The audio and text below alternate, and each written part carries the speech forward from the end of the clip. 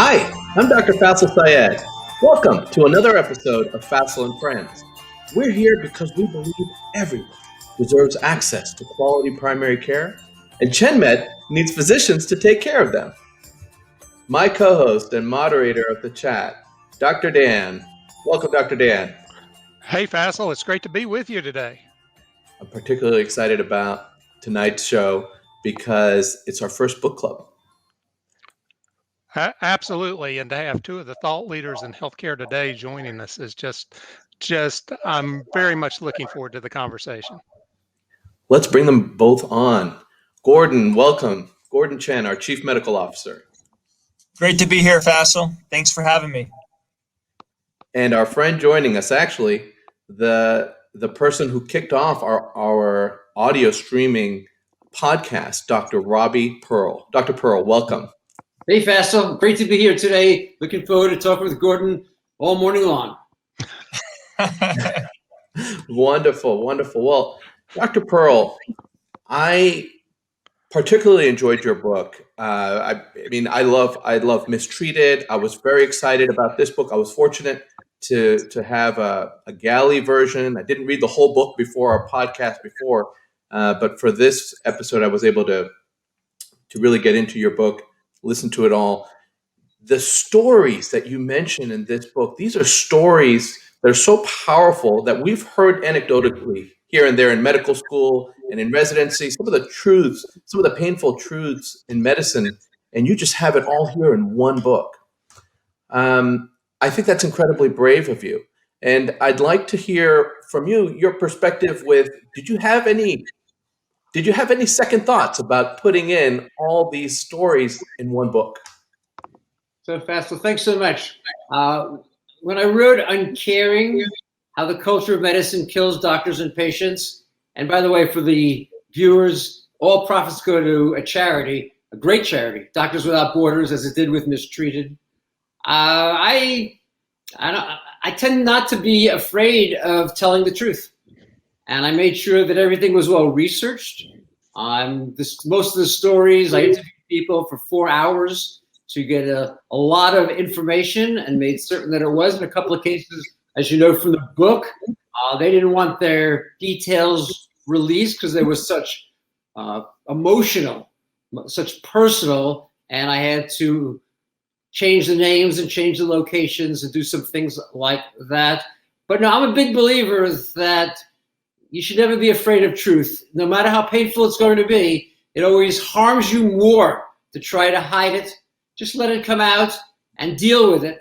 And when you do that, I think in the end it works out better for people. So I'm excited about the book, and it has, but as you imply, it has generated a lot of controversy because there are people who believe that pulling back the veil in medicine and breaching the wall of silence is not what's in the interest of physicians. I believe that it's always truth that is what's most important to doctors. You know, when I was listening to the book, the word that came to mind was bold.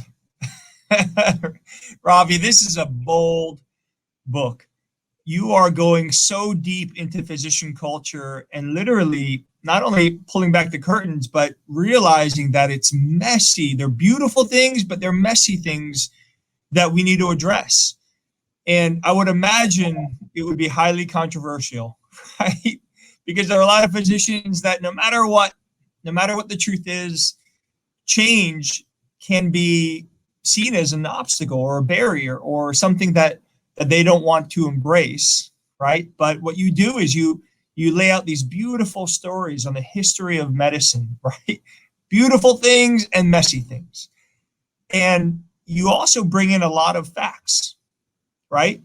Specific, data points. And it's really a call to action for change. I mean, reading that book and being faced with the amount that America needs to invest in this change is, in some aspects, a little daunting, and in some aspects inspiring, because we need to do it. We have to change. Absolutely. I want the reader to understand both the systemic issues and the cultural issues of American healthcare. You know, our symbol, the caduceus, has two snakes wrapped around a staff, and they're intimately connected. I can't imagine trying to take one snake out and not be impacting the other. And that's how I see it. And you, Gordon, and your dad and ChenMed, you know, you've led the way at being able to understand this relationship. You know, Faisel talked at the beginning of his introduction about moving from fee-for-service to capitation.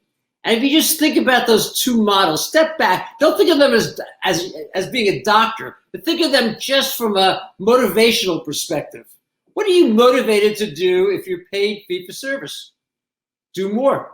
We know the Mayo Clinic has shown that 30% of what doctors do add no value, and we keep doing it.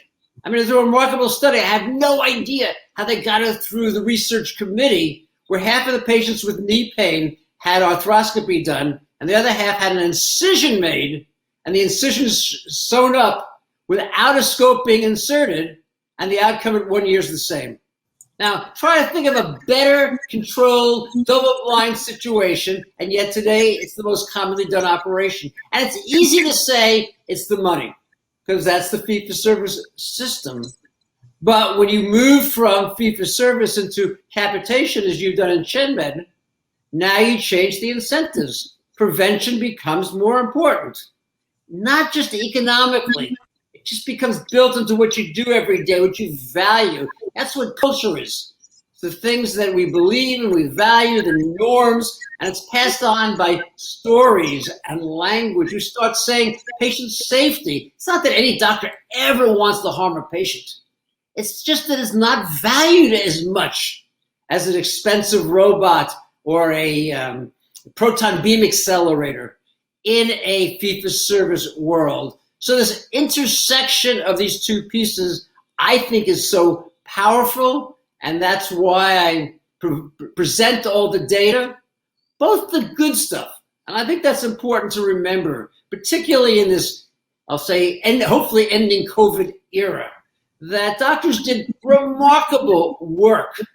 I mean, remember that they didn't have the protective gear. They still went to work every day, you know, donning garbage bags when they didn't have gowns and salad lids when they didn't have masks. And, you know, they didn't hesitate. That's the culture. And as you know, I write about my cousin Alan in the book, who died. He was one of the early people who was treated for Hodgkin's when all they had was nitrogen mustard and other really terrible wartime chemical drugs. And he spent, I remember, days, entire weekends, doubled over in pain, vomiting, diarrhea, because we didn't have the modern medications. But because of him, we're able to get there. And I remember his doctors, they didn't hide. They were at his bedside. But, and this I think is a very important piece to understand inside the culture of medicine, we're trained to repress emotions, to deny fear, to never ask for help. I mean, think about residencies when you're expected to work. I mean, what do we say now? It's only 80 hours. Of course, that's not counting driving in and driving out and the time you got to spend preparing and studying. But that's only 100 hours. It's a profession that is both heroic and a profession that, because of those things, doesn't see, can't experience the negative sides. And I'm hoping that through the book, people will both celebrate the good, but also be able to address and change the more problematic sides.